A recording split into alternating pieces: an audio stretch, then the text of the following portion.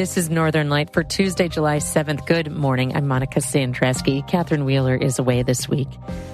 Coming up on the show, a conversation with a man who served 13 years behind bars, then became a prison journalist. J.B. Nicholas lives and works in Malone.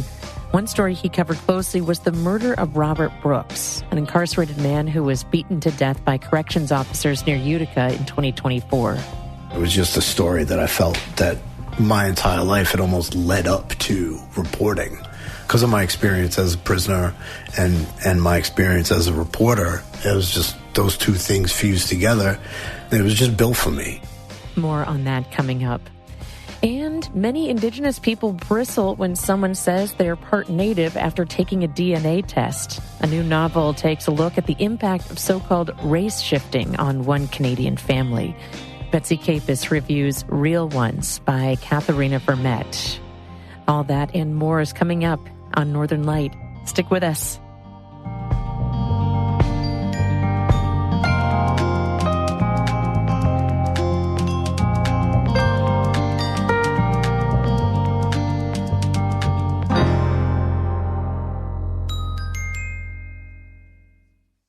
Support for Northern Light here on North Country Public Radio comes from the Adirondack Community Foundation, offering donor-advised funds and other charitable giving tools to help individuals and families support the causes they care about. adkcommunityfoundation.org. And from Keys Financial Services, now partnered with BK Capital LLC, offering investments, financial planning, and insurance for over 35 years. Offices in Lake Placid and Durham, Connecticut. Keys-financial.com.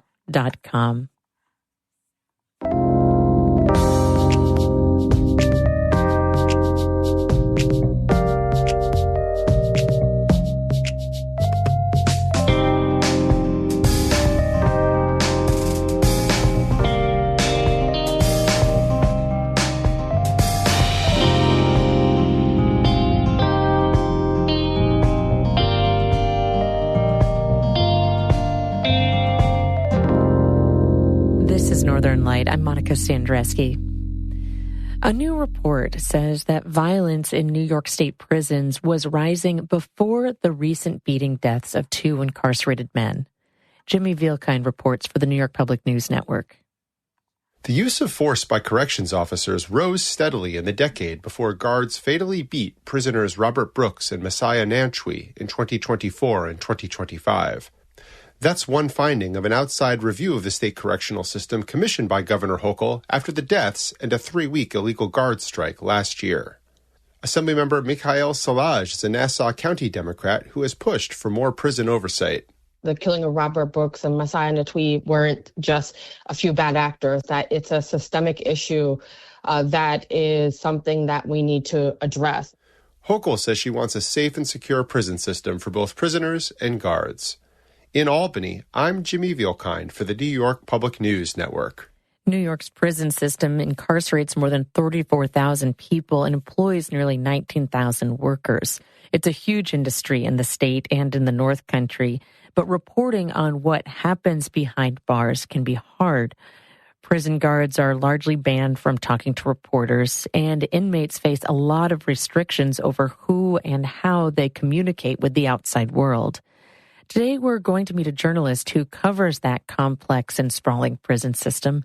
He lives in Malone, and he brings an insider's perspective because he was once behind bars himself. Emily Russell has his story.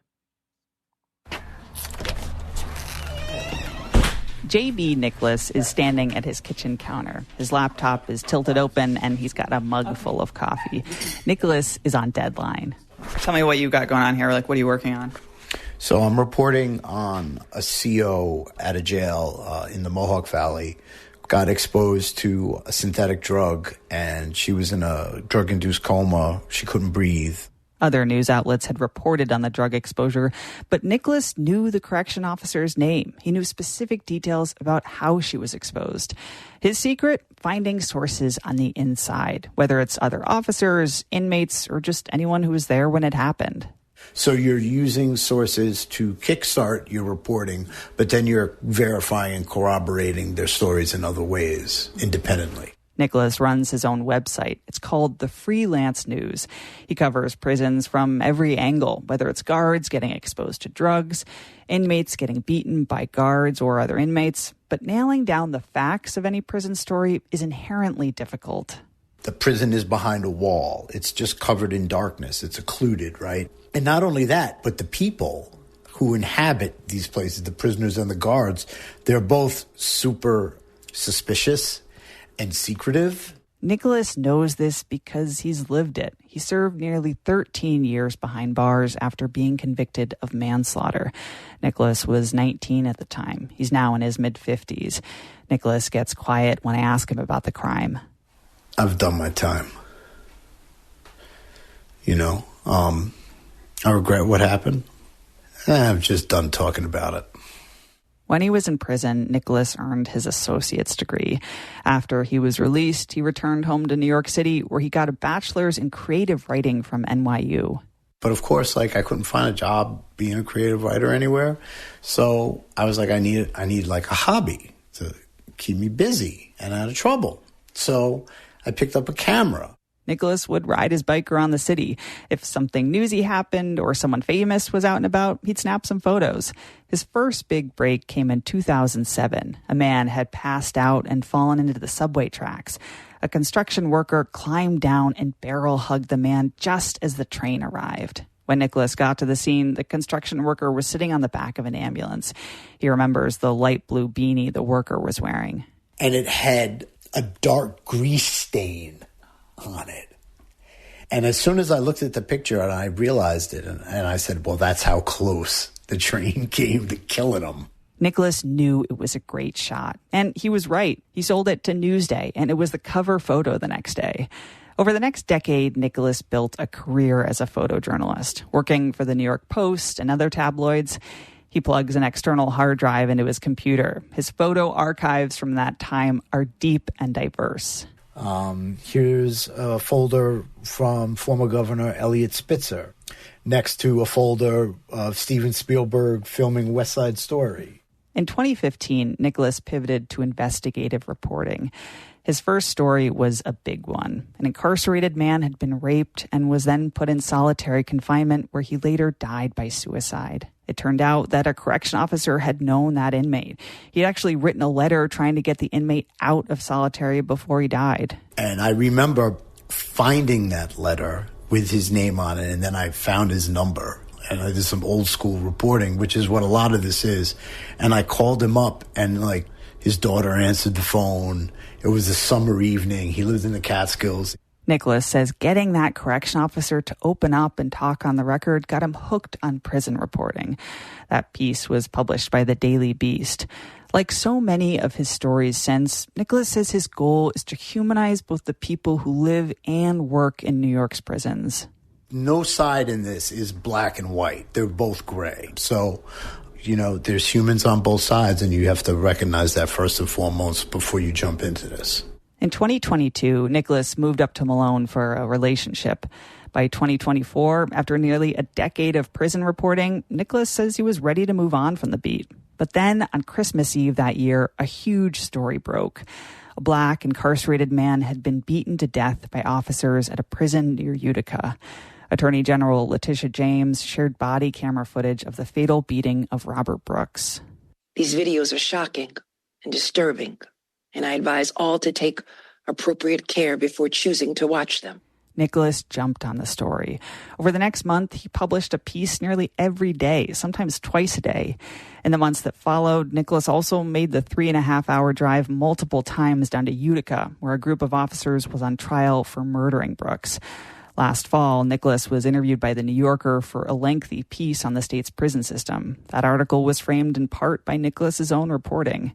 He says he feels like the last 30 years of his life prepared him for that exact moment, reporting on the aftermath of Robert Brooks's murder. It was just a story that I felt that my entire life had almost led up to reporting. Because of my experience as a prisoner and my experience as a reporter, it was just those two things fused together. It was just built for me. Nicholas says prison stories by other news outlets can sometimes be bland and rely too much on press releases rather than focusing on the real people on the inside. that's not the case for his own work, which can sometimes come off as surprisingly blunt. For example, he describes the group of guards that killed Robert Brooks as the, quote, beat-up squad.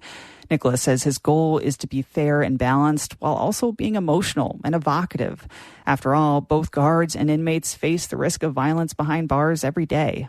Those are our people in there, right? And no matter what side that you're on, you want those people to get out of there alive. In late May, the 11th and final officer in that case was convicted and sentenced to jail. Nicholas was there outside the courtroom in Utica when the officer arrived. Any last words? Do you feel sorry at all for what happened? The officer didn't comment. Right before he was sentenced, though, he did apologize to the Brooks family. He was then handcuffed and escorted out of the courtroom. Back at his home in Malone, Nicholas stays grounded by spending time with his family and through his hobbies. He's really into fly fishing. Plus, he grows vegetables in his backyard. We grow the little cherry tomatoes all along this fence. Wow. And they get sun almost all day long up here. Later this summer, he'll make big batches of spaghetti sauce with the tomatoes he grows.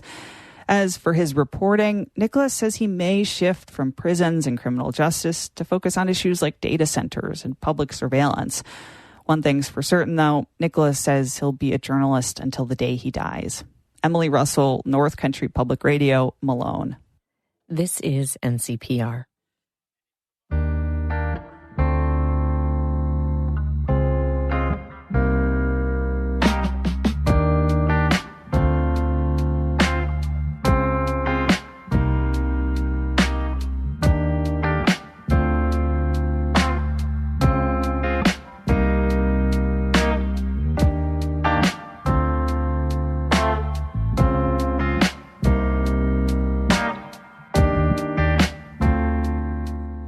You're listening to Northern Light from North Country Public Radio. It's just about 8:13. Good morning. I'm Monica Sandreski. Just ahead on the show, NCPR book reviewer Betsy Kepes takes a look at the new novel from Métis author Kathereena Vermette. It's called Real Ones. That's coming up in just a few minutes right here on NCPR. Support for the station comes from the Seagull Festival in Schroon Lake, presenting Gilbert and Sullivan's operetta HMS Pinafore, July 8th through the 11th. More at seagullfestival.org. And from the Thousand Islands Arts Center in Clayton, offering year-round programming for adults and children of all ages, with classes in painting, weaving, pottery, and more. Details at tiartscenter.org.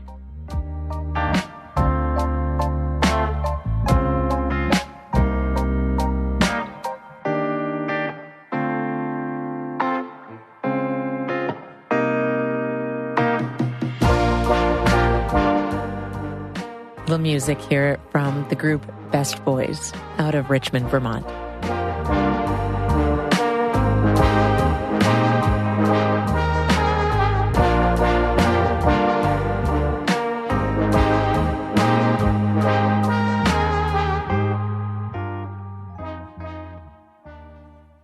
New York State has already run out of money to help residents pay for air conditioners this summer.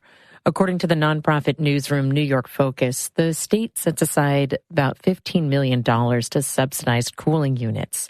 The Low-Income Home Energy Assistance Program offers eligible New Yorkers up to $800 for a window air conditioner or $1,000 for a wall unit. Funding for the program has stayed stagnant over the last 4 years, according to New York Focus. Meanwhile, heat is the leading cause of weather-related deaths and injuries in the U.S. Last year, more than 20 people in New York City died directly from heat stress, and about 500 people died from conditions exacerbated by heat. A solar company working on a project in Essex County was fined $25,000 last year by the Adirondack Park Agency. That's according to the Adirondack Explorer, which obtained records on all the violations that the APA issued last year. The solar company working in Moriah did not install proper stormwater pollution prevention methods. Last January, there was heavy rainfall that led to runoff into a nearby wetland and stream. The The APA also enforced violations last year over cottages and barns being built without permits and multiple subdivisions made without permission. According to the Explorer, 5 of the 19 enforcement cases last year resulted in fines. Governor Hochul is blasting the Trump administration for declining federal disaster assistance for a blizzard back in February. Hochul says she's shocked that FEMA denied the state's request for a disaster declaration. More than a foot of snow fell on New York City during the storm, closing schools and disrupting mass transit. The governor says thousands of people on Long Island lost power. That's when we saw over 3 feet of snow in one day in parts of Nassau and Suffolk. And so that's why I just want to say we're here to help. We also need our federal partners that used to be there for us to step up. A FEMA spokesperson says the agency worked with state officials to review disaster-related damage. The spokesperson says the decision was, quote, based on policy, not politics. Hochul says she'll appeal the denial. Last year, President Trump signed an executive order banning collective bargaining at many federal agencies, citing security concerns. Senator Chuck Schumer was in central New York last week criticizing the ban, which impacts about 800 workers in Rome. Trump administration is now trying to strip away their union rights, undermining one of the freedoms they fought to protect. That when veterans go to war, one of the freedoms they're protecting is the right to organize and the right for unions to represent them. Schumer met with union workers and leaders in Rome last Thursday and pushed to expand their collective bargaining rights. Randy Gordman reports for the New York Public News Network. More than 1,000 employees in Rome who work with an agency that, among other things, processes payroll for the Defense Department are trying to get used to a working life without union representation. Schumer, who is the Senate's Democratic minority leader, says union representation makes federal agencies stronger. Protecting labor rights doesn't hurt the quality of work. In fact, it helps by making it easier to hire and retain workers. Mary Sharp is president of the union that had represented workers at the Defense Finance and Accounting Service in Rome. She says the move to nullify union representation has really hurt morale. Supervisors are giving people a hard time taking their leave, their annual or sick leave, and they're just nitpicking a lot of things. Schumer is pushing for legislation that would restore and protect collective bargaining rights for federal employees. In Utica, Randy Gordman for the New York Public News Network. Every Wednesday night from now until late August, folks in Glens Falls can get a taste of the region downtown. The 15th annual Take a Bite Festival starts tomorrow in Glens Falls. Local restaurants and food trucks will be selling small plates from 5 until 7 p.m. The summer tradition started as a way to bring more business and foot traffic to downtown Glens Falls. The Take a Bite Festival has since expanded to include live music and outdoor games. A portion of Glen Street is closed off during the weekly event. Take a Bite runs every Wednesday evening starting tomorrow through August 19th. And in North Country baseball, the Malone Border Hounds play the Saranac Surge at Petrova Field at 3 o'clock today, and the North Country Thunderbirds play the Tupper Lake River Pigs tonight at Racket Pond Stadium. First pitch is at 7 o'clock. This is NCPR.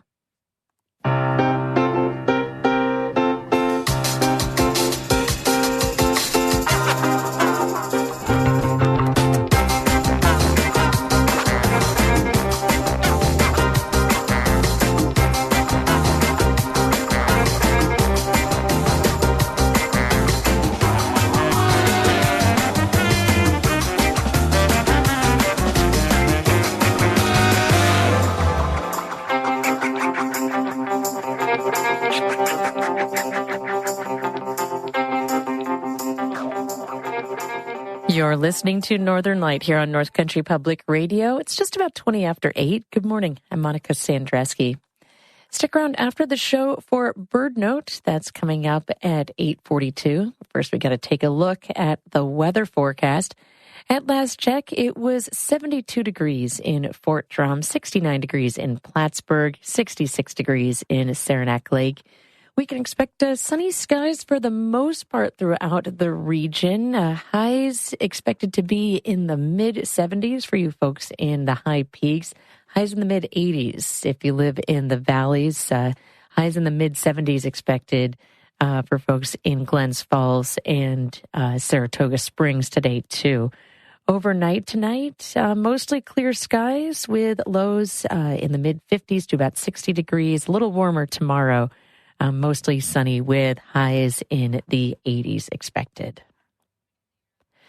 The number of people in the U.S. claiming indigenous identity has nearly doubled since 2010, according to the U.S. Census. But many indigenous people bristle when someone says they're part Native after taking a DNA test. Cree scholar Winona Wheeler has called it a gross form of white privilege. A new novel takes a look at the impact of so-called race shifting on one Canadian family. It's called Real Ones by Kathereena Vermette. NCPR book reviewer Betsy Kepes and I met up to talk about it at a library in the Thousand Islands.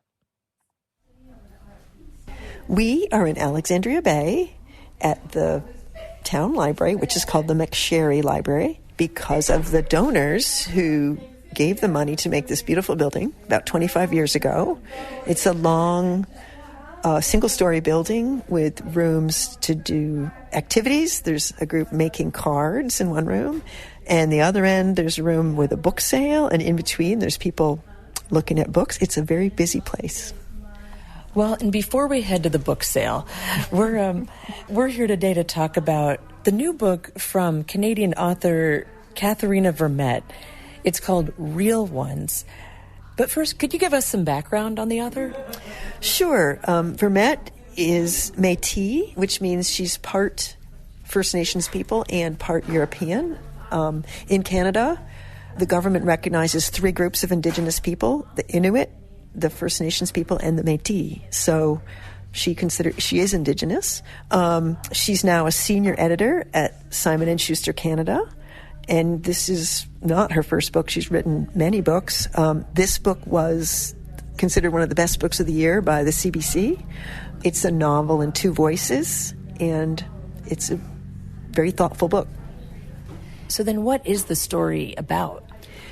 The story centers on the idea of someone being a pretendian, which means you are not Native, but you pretend you are, either for personal gain, for social status, or for professional opportunities. And in this book, the two girls' mothers, and her name is Renee, and she's completely white, but she pretends she is Indigenous so she can get grant money for her art, so she can get residencies. She is basically stealing from people who actually should get those funds. Social media sort of blows up, and these two sisters, the daughters of this woman, are just angry, super scared. They're afraid people will think they're not Indigenous. They are. They're from the father's side of their family. So it's an interesting story about what do you do when someone you love, your mother, is doing kind of a horrible thing and not repentant about it at all. The mother thinks, I can just do what I want. I'm doing art. She doesn't kind of understand that she's culturally robbing people who actually are Indigenous. And you touched on it there, but how does it impact the sisters? It upsets their lives. It sort of re-traumatizes them. They both sort of reimagine some things that happened in their past with their mother, which were not great. They don't have a great relationship with their mother. Throughout the book, they come to terms with it. Here's a little section where one of the daughters is talking about what it's like to be Métis, and specifically Méchif, which is people who were part of the Red River Valley Métis, the major group of Métis. Here's what she says. I've always known who I am, but didn't always think about being Méchif, that it was enough. I think we were lucky to grow up knowing our culture, our family story, but Dad wouldn't have called it lucky. He would explain it like, those who passed for white, but we were too dark, so no choice there. His Grandpa Mac taught him to be proud of who he was, and he grew up knowing the stories of resistance, kinship, solidarity, and he passed them on to us. So it makes a culture. Yeah, so these two young women both actually work with their indigenous identity. One of them is a scholar, a feminist scholar of indigenous studies, and the other one is an artist who makes bowls in the style of Native people in the Americas. So it's particularly hurtful for them that their mother is pretending and taking this culture that's not her own. And interesting, one of the girls later on in the book says this about her mother, whose name was Renee. That's another thing I think when I think of someone taking another culture. It's at the expense of their own. By taking our stories, Renee is effectively discrediting her own and those of her actual ancestors. That's sad to me. That's a missed opportunity. Renee came from so much, so many stories, such strong people. I wonder why she never thought it was enough. Well, how do the sisters move forward?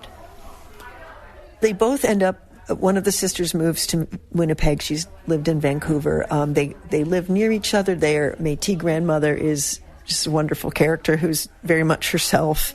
One of the sisters has a teen daughter who kind of draws them together. And there's a lovely scene at the end where the sister who's the potter wants to photograph her beautiful bowls she's made outside. It's kind of a cold, rainy day. She makes her other sister come with her. The other sister's kind of like, oh, can we just get out of here? And then as they're looking at these bowls all set up, and the sister who's ready to go home, she says, I just really want Mom to find peace, you know? I really want that for her. My sister's voice, low, darker now. I can't see her face anymore. Yeah, I say to the night, I want that for us, too. The book is Real Ones by Kathereena Vermette. Betsy, thank you. Thanks, Monica. Longtime NCPR book reviewer Betsy Kepes. She lives, works, and writes in Colton.